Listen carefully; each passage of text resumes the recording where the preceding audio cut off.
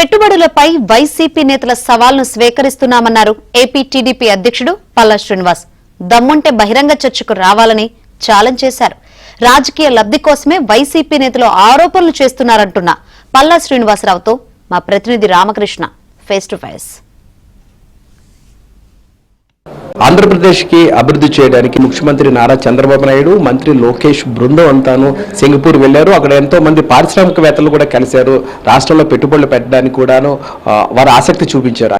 చాలా మంది వైసీపీ నేతలు పెట్టుబడుల విషయం మీద బహిరంగ చర్చకి రావాలని కూడా పిలుపునిస్తున్నారు. ఇదే అంశంపై మనతో మాట్లాడడానికి ఆంధ్రప్రదేశ్ టీడీపీ అధ్యక్షుడు పల్లా శ్రీనివాస్ గారు ఉన్నారు. మరింత సమాచారం తెలుసుకుందాం. సార్, సింగపూర్ పర్యటన ముఖ్యమంత్రి గారు, ఆ బృందం అంటే నారా లోకేష్ గారు వెళ్లారు. చాలా మంది ఏపీలో పెట్టుబడులు పెట్టడానికి ఆసక్తి చూపిస్తున్నారు.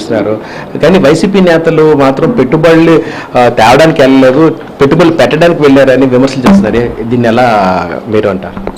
ఇది పచ్చకావాళ్ళ వాళ్ళకి లోకం అంతా పచ్చగా ఉంటుంది అనడానికి ఇది ఒక నిదర్శనం అండి. ఇది అవినీతి లేనటువంటి దేశం ఏదైనా ఉందంటే అది సింగపూర్ వస్తుంది. ఇది ముందు అందరూ కూడా తెలుసుకోవాల్సినటువంటి విషయం. సంపద సృష్టించాలి అంటే మనకి పెట్టుబడులు రావాలి. గత 5 సంవత్సరాలుగా సుమారు 11 లక్షల కోట్లకు అప్పుకు తీసుకెళ్లేటువంటి పరిస్థితి గత 5 సంవత్సరాలుగా చేసినటువంటి పని. కనుక ఈరోజు చంద్రబాబు నాయుడు గారు దేశ విదేశాలు వెళ్ళి సంక్షేమం ఎలాగా మనం చేస్తున్నాం, మౌలిక వసతుల మీద దృష్టి సారించాం, ఇప్పుడు సంపద సృష్టి మీద దృష్టి సారించాల్సినటువంటి అవసరం ఉంది. ఈ రాష్ట్రానికి సంపద సృష్టిస్తే ఖచ్చితంగా రేపు ఈ అప్పుల భారం నుంచి బయటకు పడవచ్చు. కనుక ఈరోజు అనేక ఇండస్ట్రీస్ని ఇక్కడ తీసుకొచ్చి పెట్టడానికి ప్రయత్నాలు చేస్తున్నాం. ఖచ్చితంగా రేపు రాబోయే రోజుల్లో స్వర్ణాంధ్రప్రదేశ్ లక్ష్యాలు చేరుకోవడం జరుగుతుందని చెప్పేసి ఈ సందర్భంగా తెలియజేస్తున్నాను. అయితే వైసీపీ నాయకుల యొక్క దుర్బుద్ధి, వారి దురుద్దేశాలు, వాళ్ళకి ఏమాత్రం ఈ రాష్ట్రం అభివృద్ధి చెందాలనే ఆశ కానీ ఆకాంక్ష కానీ లేదు. కేవలం రాజకీయ విమర్శలు చేస్తున్నారు. అంటే ప్రజలు అన్నీ కూడా గమనిస్తున్నారు. ఖచ్చితంగా వీళ్ళు పకటకలకు అంటున్నారు 2029 వైసీపీ అధికారంకి వస్తుందని. ఎట్టి పరిస్థితిలో కూడా రాదు. ఎందుకంటే వీళ్ళు చేసినటువంటి దుర్మార్గం పనులన్నీ కూడా ప్రజలు, నాయకులు అందరూ కూడా చూస్తున్నారు.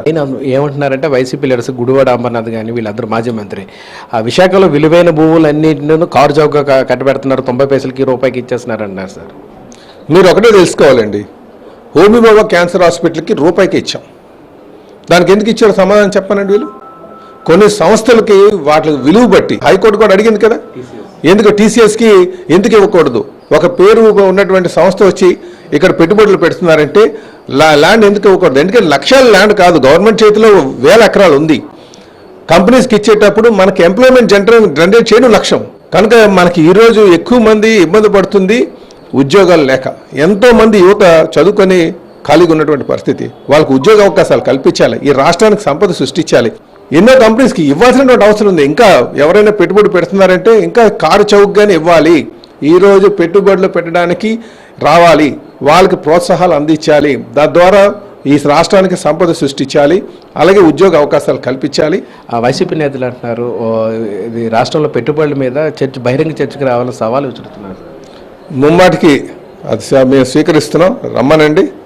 ఏ కంపెనీ ముందు బహిరంగ చర్చకి మేము సిద్ధమే. నేను ఒకటి అడుగుతా, లూలు గ్రూప్ ఎందుకు వెళ్ళిపోయింది, ఫ్రాంక్లిన్ టెంపుల్టన్ ఎందుకు వెళ్ళిందో సమాధానం చెప్పండి. ఈ రెండింటికి సమాధానం చెప్పి ప్రజలకు సమాధానం చెప్పి రమ్మనండి. మేము సిద్ధంగా ఉన్నామని చెప్పి తెలియదు. అభివృద్ధి అంశం మీద, పెట్టుబడుల అంశం మీద వైసీపీ నేతలు విసురుతున్న సవాల్కి సిద్ధమే అని పల్లా శ్రీనివాస్ అంటున్నారు. వీడియో జర్నలిస్ట్ రాజశేఖర్తో రామకృష్ణ, ఏబిఎన్ ఆంధ్రజ్యోతి.